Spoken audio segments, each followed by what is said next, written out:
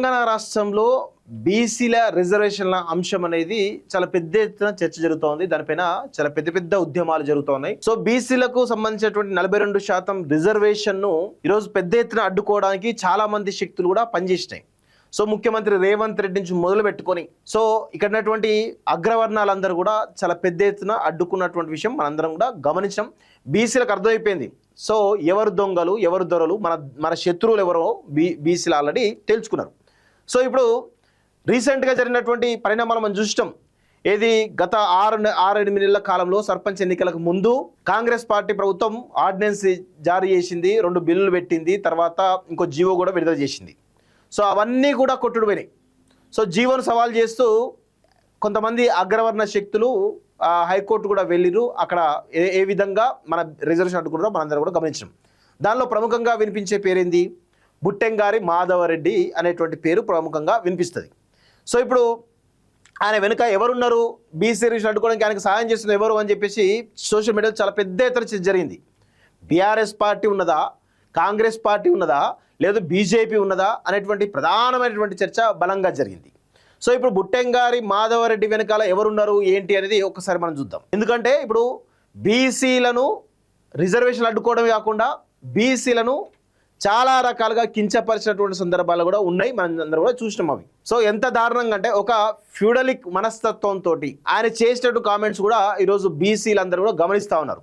So ఇప్పుడు ఈ BC రిజర్వేషన్లు అడ్డుకున్నటువంటి మాధవరెడ్డికి బీఆర్ఎస్ పార్టీ ఒక మున్సిపల్ కౌన్సిలర్ టికెట్ ఇచ్చి పోటీ చేపిస్తూ ఉంది. సో దానికి సంబంధించినటువంటి క్లిప్పింగ్ ఇది. సో ఒకసారి చూడండి. మేడ్చల్ నియోజకవర్గం 3 చింతలపల్లి మున్సిపాలిటీ పరిధిలోని కేశవాపూర్ గ్రామంలో మున్సిపాలిటీ ఎన్నికల ప్రచారం నిర్వహించడం జరిగింది. గడప గడపకు వెళ్లి 10వ వార్డు బీఆర్ఎస్ పార్టీ బలపరిచినటువంటి అభ్యర్థి మాధవరెడ్డి గారికి ఓటు వేసి గెలిపించాలని కోరడమైనది. అలాగే గ్రామంలో కార్నర్ మీటింగ్ నిర్వహించడం జరిగింది. సో అర్థమైంది కదా. ఈయనే బుట్టంగారి మాధవరెడ్డి. సో ఈయన మేడ్చల్ జిల్లాలోని మేడ్చల్ నియోజకవర్గం మల్లారెడ్డి నియోజకవర్గంలోని 3 చింతలపల్లి మున్సిపాలిటీ పరిధిలోని 10వ వార్డు కేశవాపూర్ గ్రామంలో మున్సిపాలిటీ ఎన్నికల ప్రచారం జరిగిందట. అది 10వ వార్డు. దానిలో ఆ 10వ వార్డు నుంచి బీఆర్ఎస్ పార్టీ అభ్యర్థిగా బుట్టంగారి మాధవరెడ్డి తరఫున ప్రచారం చేయడం జరిగింది. ఆయన పోటీ చేస్తూ ఉన్నారు. సో ఇప్పుడు బీసీల రిజర్వేషన్లు అడ్డుకున్నటువంటి బుట్టంగారి మాధవరెడ్డికి బీఆర్ఎస్ పార్టీ టికెట్ ఇచ్చింది అంటే 100% బీసీ రిజర్వేషన్లను బీఆర్ఎస్ పార్టీ వ్యతిరేకిస్తున్నట్టుగా కనబడతా ఉంది. సో దీనిపైన బీసీ సంఘాలు స్పందించాలి. దీనిపైన బీసీ సంఘాల నాయకులు ఇతర పార్టీలు కూడా స్పందించాలి. బుట్టంగారి మాధవరెడ్డి అనేటువంటి వ్యక్తి బీసీ రిజర్వేషన్లు అడ్డుకున్నాడు. సో ఆయనకు బీఆర్ఎస్ పార్టీ మద్దతు ఇచ్చి టికెట్ ఇచ్చింది. సో ఈ క్రమంలో మరి ఆయనకు టికెట్ ఇవ్వడం వెనకాల బీఆర్ఎస్ పార్టీ టికెట్ ఇచ్చింది బీఆర్ఎస్ పార్టీ అయితే 100% బీసీ రిజర్వేషన్లు హైకోర్టులో కానీ సుప్రీంకోర్టులో అడ్డుకోవడానికి బుట్టంగారి మాధవరెడ్డికి మద్దతు పలికింది బీఆర్ఎస్ పార్టీ. ఆయన వెనక ఉండి నడిపించింది బీఆర్ఎస్ పార్టీ, కేసీఆర్ అనేది చాలా స్పష్టంగా అర్థమవుతా ఉంది. సో ఇప్పటికైనా కానీ బీసీ సమాజం ఖచ్చితంగా గమనించాలి.